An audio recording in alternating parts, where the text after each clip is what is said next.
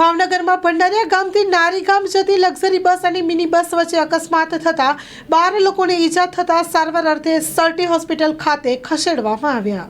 કઈ જગ્યાએ છે સિક્સર વચ્ચે રોડ પર એની વચ્ચે બે બસ મિની બસ ને મોટી બસ. કેટલા જણા વાગ્યું છે? 12 જણાને 12 જણને. 12 શું પોઝિશન શું વચ્ચે? અત્યારે પોઝિશન સારી છે બધાની.